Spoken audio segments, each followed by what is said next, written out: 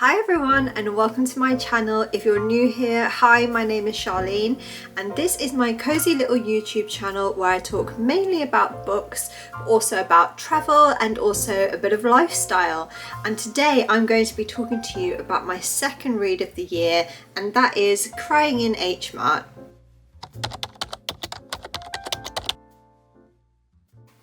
So this book is a non-fiction book. It's 239 pages long, written by Michelle Zauner, and the average rating for this on Goodreads is 4.25. And there isn't a blurb on the book for me to read you, but I will read you the book description that's on Goodreads, but it is a little bit long, so bear with me. The New York Times bestseller from the Grammy-nominated indie rock star Japanese Breakfast, an unflinching, deeply moving memoir about growing up mixed-race, Korean food, losing her mother and forging her own identity in the wake of her loss. In this exquisite story of family, food, grief and endurance, Michelle Zauner proves herself far more than a dazzling singer, songwriter and guitarist. With humour and heart, she tells of growing up the only Asian American kid at her school in Eugene, Oregon, of struggling with her mother's particular high expectations of her, of a painful adolescence, of treasured months spent in her grandmother's tiny apartment in Seoul, where she and her mother would bond late at night over heaping plates of food.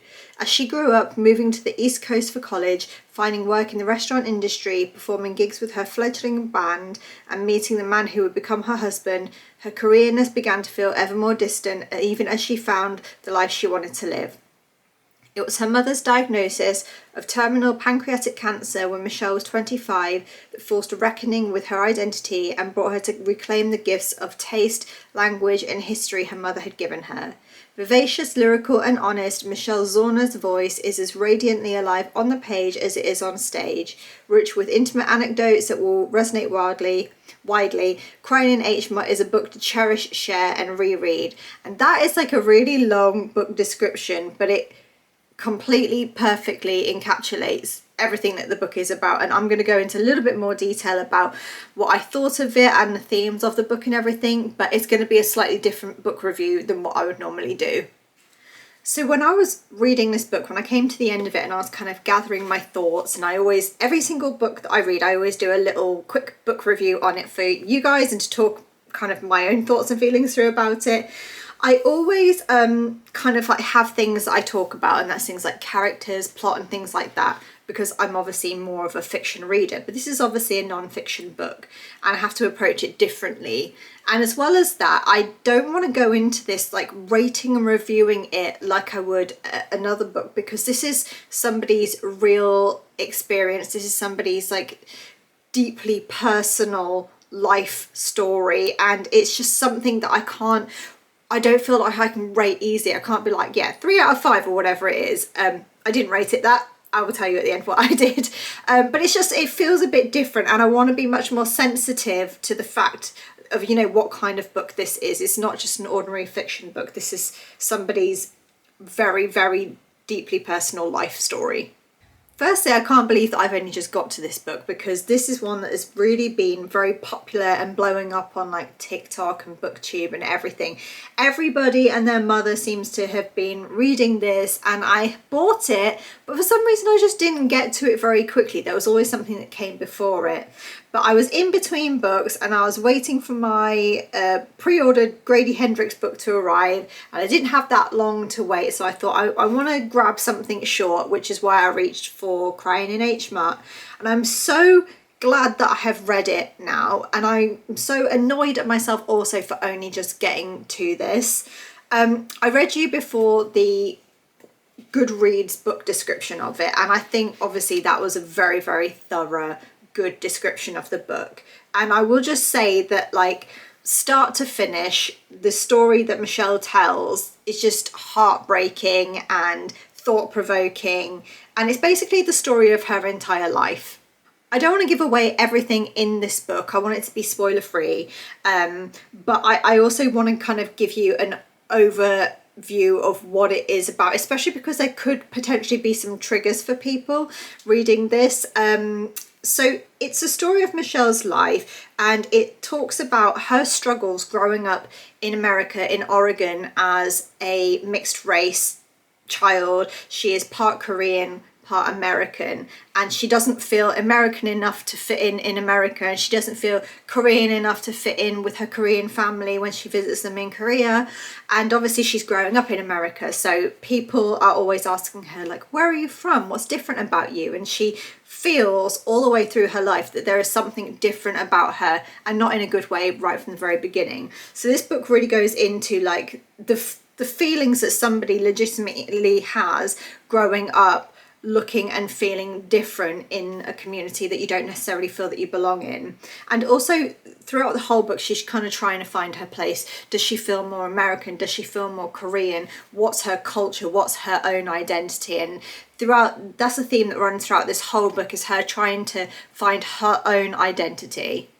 So yeah, this book does talk about everything throughout her life, and it starts with those kind of struggles right from being a child, trying to find where she fits in, but then it also moves into her trying to find what she wants to do in life. Obviously we all know that now she's an author and also a musician, and but this is like her trying to find an outlet for that creativity her whole life, trying to have those expectations of her parents on her into certain kind of careers and things that she just doesn't want to do in her life, and trying to find her own path in life creatively as well.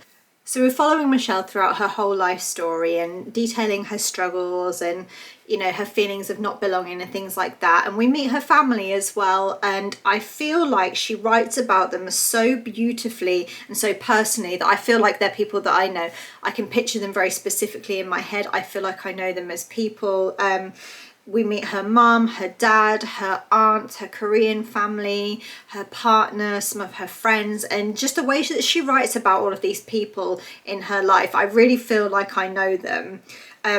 Again, without trying to give too much away, the main kind of story throughout the book is her relationship with her mum, how that changes through her life, her mum's expectations on her, those times in, you know, childhood and your teenage years where you don't necessarily get on with your parents as much as you might later on in life, and then also about her mum's health issues and ultimately her diagnosis with cancer and her journey into cancer, and Michelle trying to navigate her own life while looking after her mum, being there for her mum with cancer, and just seeing that journey in right all the way through.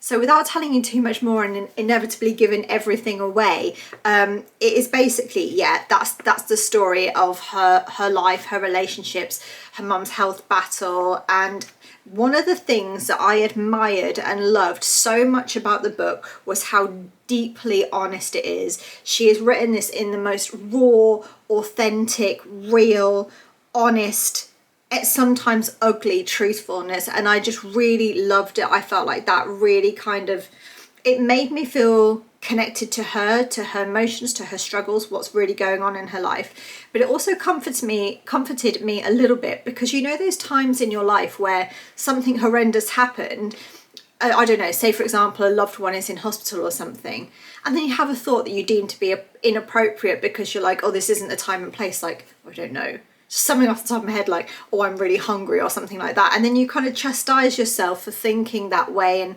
she spills every thought and every feeling onto the page in this book, and I just really appreciated that, because it makes you feel like every thought and feeling and emotion you have is human and it's real, and it doesn't matter whether or not it's appropriate or it's right. It might be wrong, it might be an ugly truth that you're letting out, but it's real and it's raw and it's human. And that's something that I really, really connected with in this book. Another really strong theme throughout this book, and I think what a lot of people connect to it given its name and also the cover of the book, is a really strong theme of food, and the fact that food is what connects her to her Koreanness and connects her to her mum, to her family, that connects her to her roots of like where she was born and raised in Seoul. And yeah, throughout the book it's so lovely, because no matter what is happening in her life or in her relationship with her mum or in her mum's health journey, there's always food that reconnects her and reconnects them together. And I thought that was such a lovely overall theme that ties everything together throughout this whole story and throughout her whole life as well. I would be lying if I said that I didn't shed a tear or two while reading this book. It is deeply emotional. right from the beginning. And I just noticed there on the cover it says deeply necessary, a quote, and I just really feel like it is. For her to have sat down and told this whole story of, you know, pointing out some ugly truths in her life and also in society is very important. I thought this book was absolutely beautiful. It made me feel emotional, it made me feel connected, it made me feel comforted, and it's really hard to try and kind of like talk about a book in a way that I normally would, because like I said at the beginning, this is non-fiction. This is not like some fantasy book. This is somebody's real life story, and I can't just pick that apart and rate and review it like I normally would. Saying that, obviously I am sat here telling you about the book, and I have got a rating for it, and it was really hard to come to a rating because, like I said, it is a non-fiction book. Firstly, I don't really read too many non-fiction books, but also I need to be very sensitive to the fact that this is somebody else's story. So for me, I scored this book a 4 out of 5. And the only reason that I didn't score it a 5 out of 5 is because, firstly, I'm not really a non-fiction reader, and so it was something completely different for me, and it was a little bit harder to get through than some of the other books I normally read. Also because it was very emotional, and I'm an extremely emotional person, so I usually avoid things that make me feel emotional, whether it's like music, films, books, whatever it is. I try to kind of block things like that out. I don't watch like sad films and stuff like that because I'm so emotional that it would just make me cry and cry and cry. So it was quite hard for me to read an emotional book like this, especially when some of the, you know, people in the story remind you of some of your own family members that you've lost and things like that. So it was a bit difficult, but it's so beautiful, it's so important, it's so heartbreaking, heartwarming. It's very important to read, I think. So I will say this though, that I would say there are a few trigger warnings for this book. If you're considering reading it and that you haven't, I would say there are trigger warnings of if you have health issues or health anxiety, cancer, grief and death. So I would say if you struggle with any of those things, maybe this isn't the book for you. Or if, like me, you are very emotional, overly emotional or sensitive, then perhaps this isn't the book for you. But I would score this book a 4 out of 5. I thought it was beautiful. I thought it was important. I thought it will definitely live in my head. There's no way I'll be forgetting about this book. And yeah, Michelle Zauner's done a beautiful job. If you have read this book, let me know what you thought in the comments, but don't give too much away for those who haven't read it. And I'd be really interested to know, do you have any book recommendations for me? Is there anything that you think that I should be reading and getting on my 2025 list?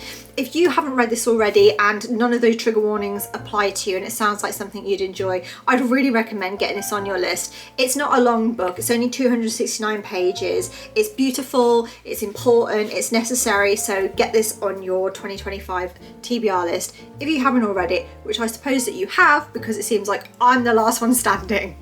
Thank you ever so much for watching this video. If you've made it to the end, thank you so much. I would love you forever if you'll give this video a like and subscribe to my channel. Chat with me in the comments, give me book recommendations. I am trying my very best to do a video a week this year and I want to stick to it, so I need your help with that. If you could recommend some books and things like that to me, I would love you forever. So yes, thank you so much for watching this video and I will see you very soon in my next one. Thank you, bye.